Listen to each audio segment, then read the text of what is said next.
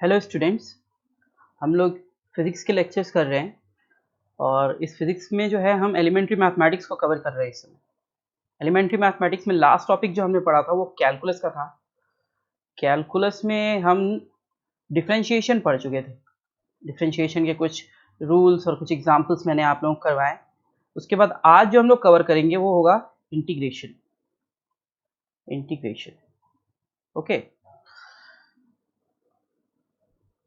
तो इंटीग्रेशन में जो है, देखिए इंटीग्रेशन जो है वो डिफरेंशिएशन का ठीक उल्टा है। इट्स रिवर्स और इनवर्स ऑफ डिफरेंशिएशन। अगर मान लीजिए कोई एक फंक्शन है जी ऑफ एक्स, यानी कि वो फंक्शन जो है एक्स पे डिपेंड कर रहा है, मान लीजिए एक्स स्क्वायर और या फिर F x square plus two something, कुछ भी हो सकता है वो फंक्शन। और उसको जब आप डिफरेंशिएट कर रहे हैं एक्स से, तो आपको जो है एफ ऑफ एक्स एक फंक्शन मिल रहा है। तो अगर मान लीजिए आप एफ ऑफ एक्स को जो है इंटीग्रेट करेंगे तो आपको क्या मिलेगा, एक्स के रिस्पेक्ट में वापस जी ऑफ एक्स मिलेगा और प्लस सी मिलेगा। अब यहाँ सी जो है ये कांस्टेंट वैल्यू है। अब ये कांस्टेंट वैल्यू, ये जो देखिए इंटीग्रेशन जो किया गया है ये डेफिनेट इंटीग्रेशन है, इनडेफिनेट इंटीग्रेशन है, इनडेफिनेट इंटीग्रेशन है। और एक होता है डेफिनेट इंटीग्रेशन। तो डेफिनेट इंटीग्रेशन में लिमिट्स आ जाती हैं, जहाँ पे आपको लिमिट्स दिखे वो डेफिनेट इंटीग्रेशन होता है, और जहाँ पे लिमिट्स नहीं है वो इनडेफिनेट इंटीग्रेशन है। देखिए नाम में ही है, डेफिनेट है यानी डिफाइंड है, लिमिट उसकी डिफाइंड है तो डेफिनेट होगा। तो लिमिट जो है ए से बी तक, ये जो है इसे कैसे सॉल्व करना है, 1 से 4 तक कैसे सॉल्व करना है हम लोग आगे लेक्चर में देखेंगे। उससे पहले जो है ये फॉर्मूला देख लिया जाए, ये इंपॉर्टेंट है बहुत। ये जैसे कि अभी आप लोगों ने जो है डिफरेंशिएशन में पढ़ा था कि एक्स पावर एन उसको डिफरेंशिएट किया गया एक्स से, तो आपको डी एक्स से तो क्या मिला, आपको एन आपने सामने लिख लिया था, एक्स लिखा था और एक्स का पावर एक घटा दिया था। अब जो है जब आप डिफरेंशिएट करेंगे, इंटीग्रेट करेंगे इसको डी एक्स से, तो ठीक उल्टा प्रोसेस करना है। यहाँ पे पावर क्या किया था, घटा दिया था, यहाँ पे पावर बढ़ा दो। और उसके बाद जो है बढ़ा हुआ पावर जो है यहाँ पे बिना घटाए पावर मल्टीप्लाई कर दिया था। बढ़ा हुआ पावर यानी n+1 मल्टीप्लाई नहीं करना है, हमको डिवाइड कर देना है। तो ये तरीका ऐसे याद रखने का, अगर आप याद x power n+1 upon n+1 plus C, अगर आप याद रख सकें तो बहुत अच्छा है। तो ये वैसे तो याद तो रखना ही है ये तो याद तो रखना ही है, अगर नीट में बैठना है, इंटीग्रेट करना है, अगर जो है वेलोसिटी से डिस्प्लेसमेंट निकालना है या फिर एरिया अंडर द कर्व निकालना है, तो इंटीग्रेशन तो करना ही करना पड़ेगा। ये वाला फॉर्मूला याद हो जाना चाहिए आपको। तो देखिए कंपैरिजन में अगर देखा जाए तो ये फॉर्मूला और ये वाला फॉर्मूला और ये वाला फॉर्मूला अभी मैंने आपको बताया। इसके अलावा साइन एक्स को जब डिफरेंशिएट करते हैं तो कॉस एक्स मिलता है। तो कॉस एक्स को इंटीग्रेट करेंगे तो साइन एक्स मिलता है।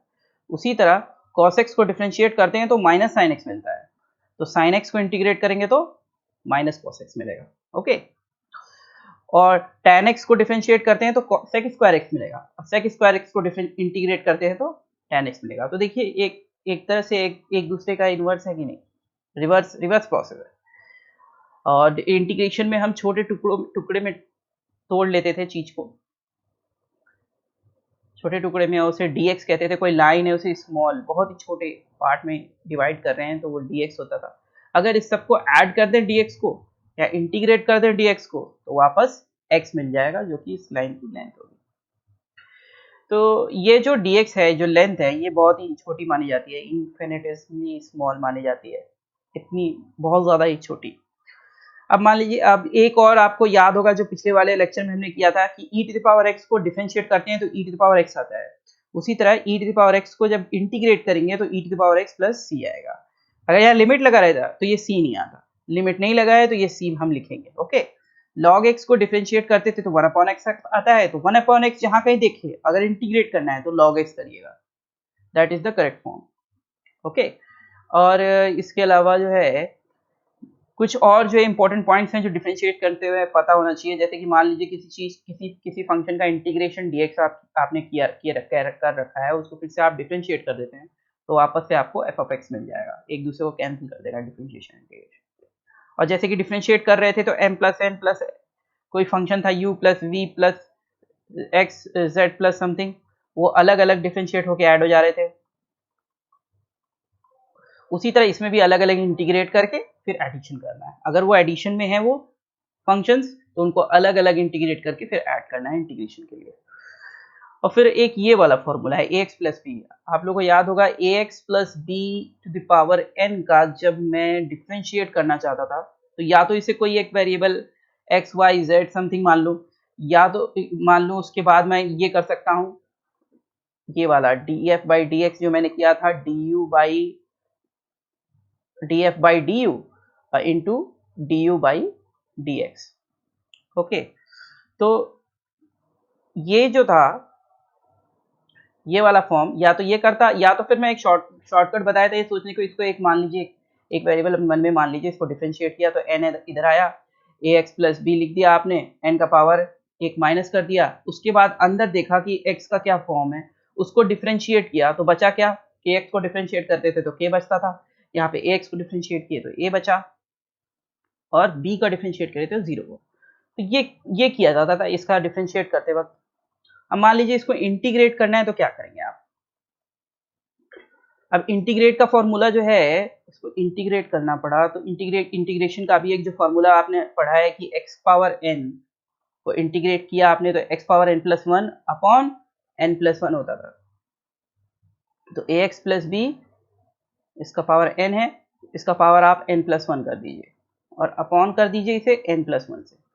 फिर देखिए अंदर x का क्या फॉर्म है, उसको जो है डिफरेंशिएट करिए और वहां पे मल्टीप्लाई करते थे सामने, यहाँ पे उससे जो है डिवाइड कर दीजिए और प्लस सी लगा दीजिए, तो ये जो है आपका इंटीग्रेशन हो जाएगा।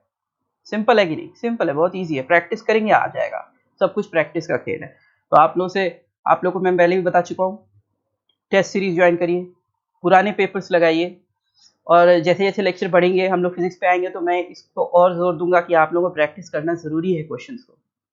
क्वेश्चन जितनी प्रैक्टिस करेंगे उतना ही आपको आएगा फिजिक्स। तो इसके लिए और एग्जाम के माहौल को भी प्रैक्टिस करने के लिए टेस्ट सीरीज जरूरी है। तो आप लोगों को नीट मंत्रा और टेस्ट बाइट की टेस्ट सीरीज के बारे में मैंने बताया था, 499 ओनली की है वो है और अच्छी है। उसके अलावा भी अगर आपको कोई टेस्ट सीरीज पसंद आती है तो उसे जरूर भरिए, प्रैक्टिस करना बहुत ही इंपॉर्टेंट है। अब उसके बाद कुछ एग्जाम्पल्स देख लेते हैं हम लोग। यहाँ पर देखिए integration of 5x to the power 4, integration of 5x to the power 4 dx। अब देखिए 5 जो है कांस्टेंट है, उसे बाहर लिया जाए, x power 4 dx, x power n dx का क्या था, x power n plus one upon n plus one, तो इसे x power 4 plus one 5 upon 4 plus one 5 से डिवाइड कर दिया, ये 5 और 5 कैंसिल हो गया तो बचा s to the power 5 plus c, ये आंसर है। तो इतना सिंपल है, बस इस फॉर्मूले में लिख रखा मैंने और फौरन मेरा रिजल्ट आ गया।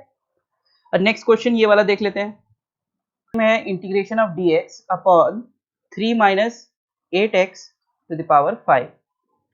अब इसमें जो है देखिए इसको मैं लिख सकता हूँ 3 minus 8x to the power minus 5 dx, तो ax plus B whole to the power n वाला फॉर्म आ गया। तो इसमें क्या करना है मुझे, 3 माइनस 8x को वैसे वैसे लिख लेना है, उसके पावर को माइनस वन प्लस वन कर देना है और माइनस 5 प्लस वन से डिवाइड कर देना है। उसके बाद अंदर देखूंगा x का क्या फॉर्म है, उसको डिफरेंशिएट करूंगा, 3 माइनस 8x को डिफरेंशिएट मैं जब करूंगा तो 3 का डिफरेंशिएशन 0 होगा और माइनस 8x का माइनस 8 हो जाएगा, तो माइनस 8 जो है ये माइनस 8 से मैं डिवाइड कर दूंगा, ये हो जाएगा minus 4। So this will become 1 upon 32, 8 4 32, 3 minus 8x whole to the power minus 4 plus c, जिसे मैं लिख सकता हूँ 1 अपॉन 32 और 1 upon 3 minus 8x whole to the power 4 plus c।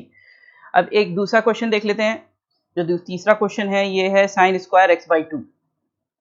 देखिए integration of sine square x by 2 dx।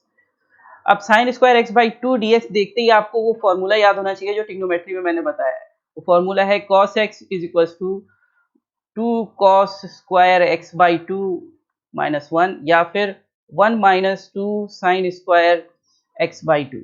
तो देखिए sign square x by 2 यहाँ दिखा है, तो साइन स्क्वायर x बाई 2 अगर इस फॉर्मूले से लिखना चाहें तो क्या हो जाएगा, sine square x by 2 is equal to 1 minus cos x this will become sin square x by 2 will become 1/2 minus 1/2 cos x.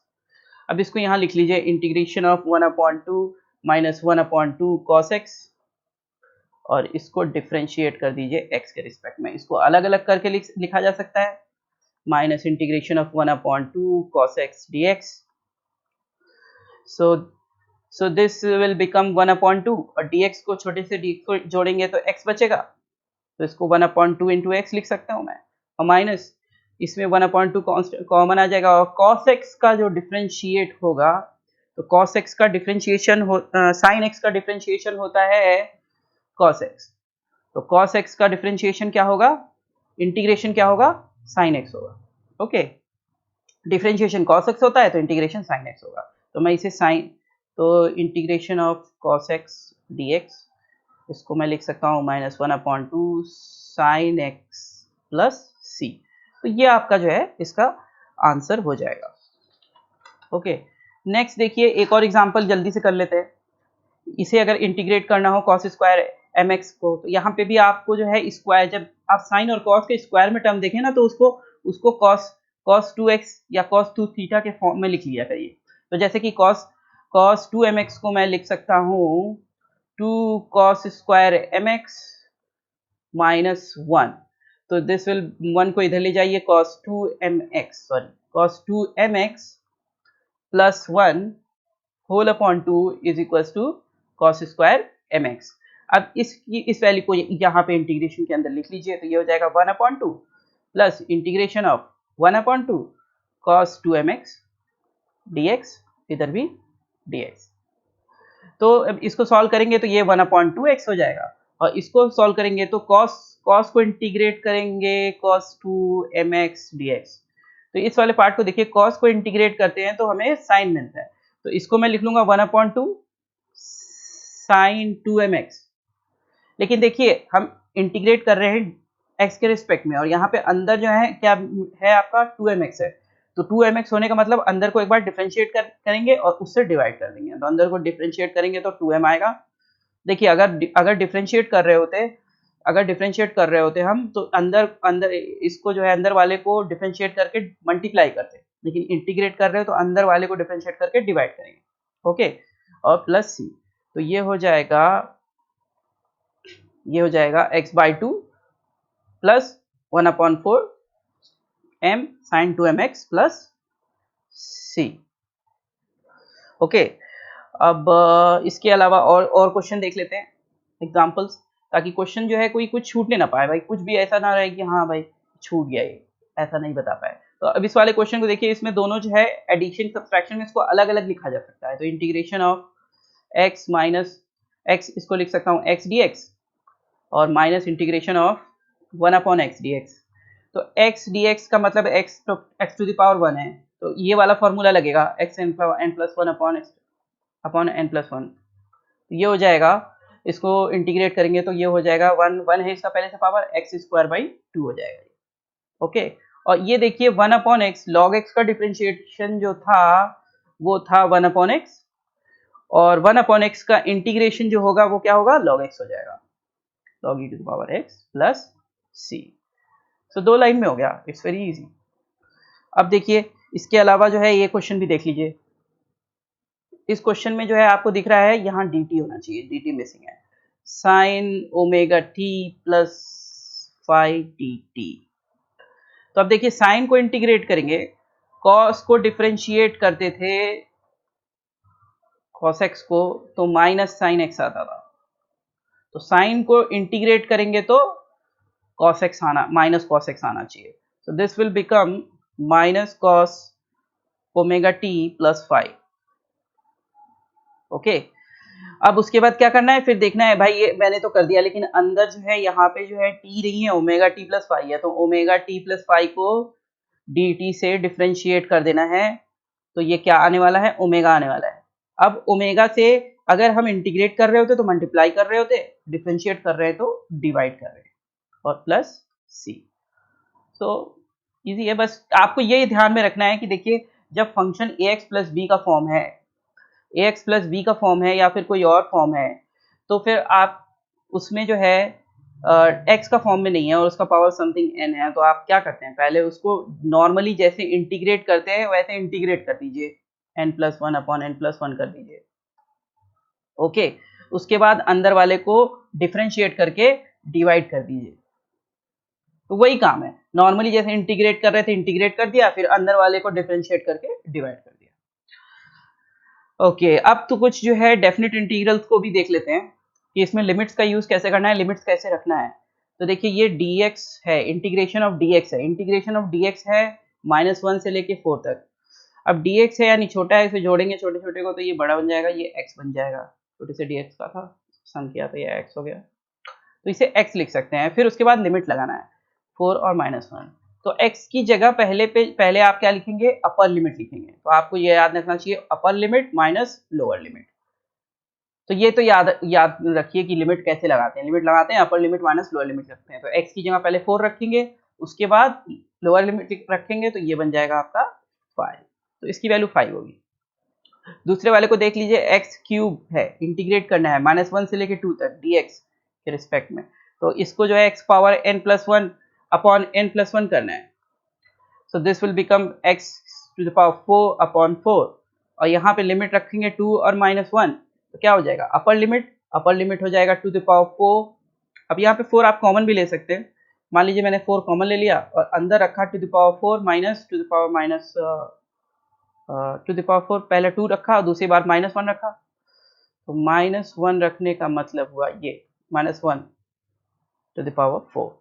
तो देखिए एक चीज आप लोग याद रखिएगा नोट में कि -1 में अगर पावर जो है n है और n जो है अगर ऑड है, तो वापस से जो है इसका आंसर जो होगा -1 ही आने वाला है, और n जो है अगर इवन है तो -1 टू द पावर n जो होगा वो 1 होगा।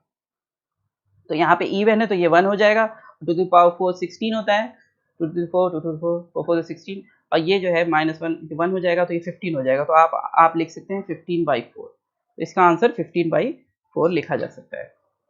ओके, तो इस तरह से लिमिट रखते हैं, अपर limit minus lower limit. Next देख लीजिए जो सबसे बहुत इंपॉर्टेंट एप्लीकेशन है ये एप्लीकेशन है इंटीग्रेशन का, जो हम बहुत ज़्यादा यूज़ करेंगे, एरिया अंडर द कर्व। अब एरिया अंडर द कर्व कहने का ये मतलब है कि अगर मान लीजिए कोई ये कर्व दिया हुआ है, हाँ, और आपसे कहा जाए या कोई फंक्शन ऑफ एक्स दिया हुआ है, ये एक्स है, Y is definitely a function of X है, so Y is changing according to the values of the X. तो ए और बी के बीच में आपसे पूछा जाए एरिया आपको निकालना है, तो आपको क्या करना है कि बस उस फंक्शन को लेना है, उसको इंटीग्रेट कर देना है, इंटीग्रेट करना है और लिमिट्स रख देना है जिसके बीच में आपको एरिया निकालना है। तो ये जो होगा वो एरिया अंडर द कर्व हो जाएगा। अब ये कैसे निकला है, क्या करेंगे जानिए, बहुत इजी है, समझना चाहें तो आप समझ सकते हैं कि इसका एरिया कैसे निकला है इसके अंदर।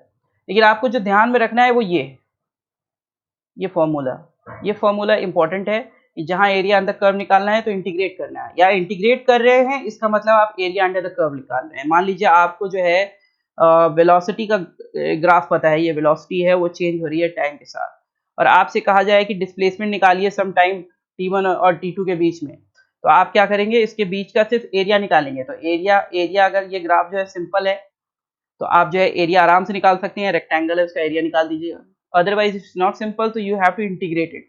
तो v dx t1 से लेके t2 तक, ये जो बताएगा आपको dt, sorry v dt d1 से t2 तक, ये आपको बताएगा क्या, ये आपका डिस्प्लेसमेंट बताएगा। सो इस तरह से एरिया अंडर द कर्व जो होता है वो इंटीग्रेशन के इक्विवेलेंट होता है उस फंक्शन के। ये बहुत इंपॉर्टेंट चीज़ है, इसे याद रखिएगा। इससे हम और सवाल करेंगे जब हम motion in one straight line या फिर मोशन प्लेन में आएंगे, तो फिर हम इससे और सवाल करेंगे और देखेंगे किस तरह से हम इंटीग्रेशन का इस्तेमाल कर रहे हैं उसमें। उसके बाद एक एग्जांपल देख लीजिए एरिया अंडर द कर्व का, y is equal to x square from y। अब ये देखिए ये जो इक्वेशन है y, ये फॉर्म है y is equal to a x square का, और ये जो होता है ये पैराबोला का इक्वेशन होता है सिंपल। ओके, पैराबोला का इक्वेशन होता है सिंपल। अब इसको जो है ऐसे बनाते हैं, अगर आप इसे ट्रेस भी करेंगे ना तो ऐसे कुछ बनेगा, ये x0 पे 0 होगा, x1 पे ये हाँ, ये इसका फॉर्म है, ये इसका स्टैंडर्ड फॉर्म है एक्स स्क्वायर, यहाँ a1 है, a इज इक्वल टू 1 है इस फॉर्मूले में। तो ये इस फॉर्म में है और ये आपसे कह रहा है कि 0 से लेके 1 के बीच में एरिया निकालना है आपको, मतलब ये। तो क्या करेंगे आप, इस फंक्शन को लेंगे एक्स स्क्वायर डी एक्स, और यहाँ पे x जो है 0 से 1 चेंज हो रहा है, बस ये डिफरेंस इंटीग्रेट कर दीजिए, आपका आंसर आ जाएगा। तो इसको इंटीग्रेट करेंगे तो x पावर n का फॉर्म, x पावर n को डिफरेंशिएट करते हैं, इंटीग्रेट करते हैं तो n plus 1 upon n plus 1 होता है। तो ये हो जाएगा x square plus 1 x cube और बाई एक्स क्यूब, और इसमें लिमिट लगाना है आपको 0 से लेके 1 तक। तो upper limit minus lower limit whole upon 3 यानी 1/3, एरिया आपका आएगा 1/3। ओके, तो इस तरह से निकालना है। अच्छा, इस इंटीग्रेशन का एक और एग्जांपल देख लीजिए कि इंटीग्रेशन का एवरेज वैल्यू निकालने में किस तरह से हेल्प मिलता है। तो अब देखिए, अगर आपका एवरेज कैसे निकालते थे आप, मान लीजिए आपको 1 2 3 4 5 टर्म्स का आपको पता है कि इस पे 4 है, इस पे 5 है, इस पे 6 है, 7 है, जो भी है वैल्यू पता है, तो सब ऊपर वाली वैल्यूज को आप ऐड करते थे, हाँ, सम करते थे, और टोटल जो है नीचे 1 2 3 4 5 लिखते थे समथिंग, है ना। तो इसका कहने का, तो यहाँ पे आपको डिस्क्रीट वैल्यूज पता थी। यहाँ पे अगर आपको जो है कंटिन्यूसली जो है हर एक टाइम इंस्टेंस के लिए अगर दे दिया जाए और आपसे कहा जाए कि आप निकालिए, तो आप हर एक टाइम इंस्टेंस के लिए लिख के ऐड नहीं कर सकते। जैसे कि साइन फंक्शन जो है, जो यहाँ क्वेश्चन है, ये साइनोसॉइडल फंक्शन है, ये उसका एक टाइम पीरियड होता है, और ये जो होता है ये उसका मैग्नीट्यूड होता है, मैक्सिमम वैल्यू मिनिमम वैल्यू है। तो ये यहाँ पे ए है और ये माइनस ए है, तो ये मैग्नीट्यूड को बताता है ये वाला पार्ट, हाँ। और ये वाला पार्ट जो है आपको बताता है कि वो कैसे चेंज हो रहा है। ये एंगुलर फ्रीक्वेंसी है ओमेगा, इसको ओमेगा को मैं जो हूँ 2π/t भी लिखता हूँ, और t यहाँ पे टाइम पीरियड होता है, और इसको मैं 2πf भी लिख सकता हूँ। ओके, तो अगर देखिए ये हर एक इंस्टेंस ऑफ टाइम पे दिया हुआ है, हाँ, ये t एक्सिस। तो ऐसे केसेस में कैसे निकालेंगे एवरेज वैल्यू। तो ऐसा है कि इसके हर वैल्यू को जो है ऐड करने के लिए मैं इंटीग्रेट करूंगा इसको a sin ओमेगा t को, करेक्ट, और उसके बाद मैं उसको dt से इंटीग्रेट करूंगा, और इंटीग्रेट कहाँ तक करूं, 0 से लेके t तक, क्योंकि ये 1 टाइम पीरियड के लिए इसकी एवरेज वैल्यू पूछ रहा है। उसके बाद उसको डिवाइड करूंगा मैं किससे, यहाँ टोटल टाइम से, जो t है यहाँ पे। अगर t नहीं दिया रहता तो मैं क्या करता, वो पर्टिकुलर टाइम इंस्टेंस लेता जिसके लिए मुझे डिफरेंशिएट करना है, यहाँ पे 0 से इंटीग्रेट करना है, यहाँ 0 से t के लिए करना है, और उसके बाद छोटी सी वैल्यू dt लेता और उसको ऐड इंटीग्रेट कर देता तो टोटल t आ जाता। तो dt को करता तो वो क्या बनता, t बनता, और उसको लिमिट रखता t-0, तो दिस विल, ये t ही बन जाता। अब ये न्यूमरेटर में देखिए, इसको कैसे इंटीग्रेट करूं मैं।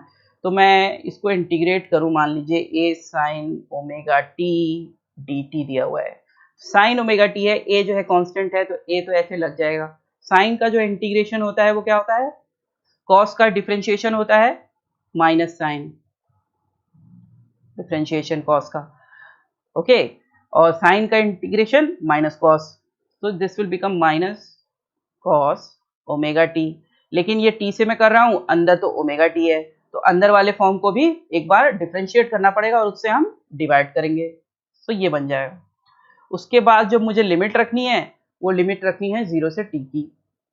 तो जब मैं 0 से t की लिमिट रखता हूं, तो ये माइनस a बाई ओमेगा तो कांस्टेंट है, तो इसे बाहर निकाल देता हूं मैं, और पहली बार मैं लिखूंगा cos ओमेगा कैपिटल t की जगह, और दूसरी बार जो है माइनस cos 0 लिखूंगा। तो देखिए cos 0 की वैल्यू तो 1 होती है, और cos ओमेगा t की क्या होती है, तो cos ओमेगा t को मैं लिख सकता हूँ 2π/t into t, so this will become cos 2π, cos 360 degree, cos 360 degree को मैं cos 360 प्लस माइनस 0 भी लिख सकता हूँ, मान लीजिए प्लस 0 लिख दे रहा हूँ, तो ये फोर्थ क्वाड्रेंट में आ जाएगा, सो दिस विल बिकम cos 0, और cos 0 फोर्थ क्वाड्रेंट में पॉजिटिव होता है cos, so this will cos 0, again it will be equal to 1। तो यानी कि cos 360 को मैं लिख सकता हूँ cos 360 प्लस 1 या माइनस 1 और माइनस 0।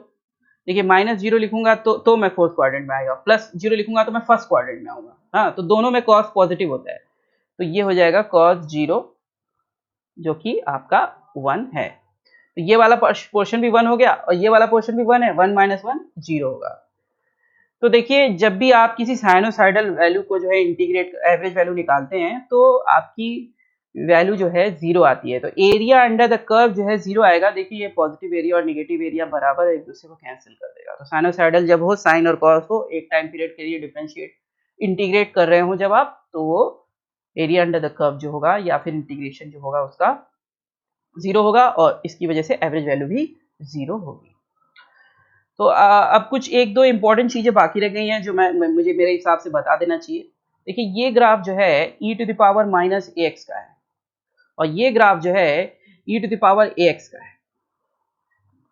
इसको हम ग्रोइंग एक्सपोनेंशियल भी कहते हैं और इसको हम डिकेइंग एक्सपोनेंशियल कह सकते हैं। तो ये कंटिन्यूस टाइम पीरियड में है। अगर इसको जो है अगर डिस्क्रीट वैल्यू ले रहे हैं तो भी जो है इसको थोड़ा डिफरेंट तरीके से रिप्रेजेंट करते हैं। ये वाला देख लीजिए क्योंकि आपको डिफरेंशिएशन इंटीग्रेशन करना है तो कंटिन्यूस का ही कर रहे होंगे। तो ग्रोइंग एक्सपोनेंशियल का एग्जांपल आप पॉपुलेशन में पढ़ते हैं बायोलॉजी में। हाँ, पॉपुलेशन हमेशा एक्सपोनेंशियली ग्रो होती है। तो फिर और डिकेइंग का आप जो है रेडियो एक्टिविटी में देखेंगे, रेडियो एक्टिव डिके में आप इसे पढ़ेंगे, केमिस्ट्री में भी और फिजिक्स में भी। तो अगर e to the power ax को आप डिफरेंशिएट कर रहे हो तो ये क्या बनना चाहिए, e to the power ax का फॉर्म है तो e to the power ax ही बनेगा। लेकिन ऊपर देखिए x नहीं है, x का कुछ मल्टीपल है, x कुछ फंक्शन है, तो उसको मैं एक बार डिफरेंशिएट करूंगा। तो डिफरेंशिएट करूंगा ax को तो a आएगा और a से मल्टीप्लाई कर दूंगा। और अगर e to the power ax को मैं जो हूँ इंटीग्रेट कर रहा होता dx से, तो फिर मुझे क्या करना पड़ता, मैं जो हूँ e to the power ax तो वापस लिख लेता क्योंकि a to the power ax का integration e to the power ax होता है, प्लस c लिख लो। उसके बाद देखो ये ax है, x नहीं है, ax है, तो इस वाले फॉर्म को मैं डिफरेंशिएट करूंगा और उससे फिर मैं डिवाइड कर दूंगा। इसी तरह जो है e to the power minus ax का भी होगा।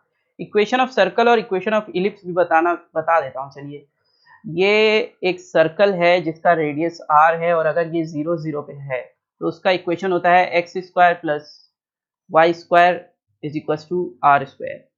हाँ, इसे याद रखिएगा। और इलिप्टिकल ऑर्बिट्स आप जानते हैं, तो इलिप्स जो है ये शेप जो होता है ये इलिप्स होता है। इसमें ये मेजर एक्सिस होता है, ये माइनर एक्सिस होता है। और अगर ये 0 0 पे है तो आप लिख सकते हैं x square upon a square plus y square upon b square is equal to 1। ये इसका इलिप्स का इक्वेशन होता है। इसके साथ ही जितना रिक्वायरमेंट था मैंने जो है आपको इंटीग्रेशन में बता दिया और बेसिक मैथमेटिक्स का बहुत सारा पोर्शन जो है कवर हो चुका है। अगला टॉपिक जो हम लोग करेंगे वो वेक्टर होगा। तो वेक्टर यहाँ पे हम धीरे धीरे मैथ से धीरे धीरे जो है फिजिक्स की तरफ बढ़ रहे हैं, यानी फिजिक्स की रेल्म में धीरे धीरे घुस रहे हैं और इस्तेमाल करना सीख रहे हैं कि मैथ का इस्तेमाल जो है फिजिक्स में कैसे करते हैं। Vector is a very interesting topic.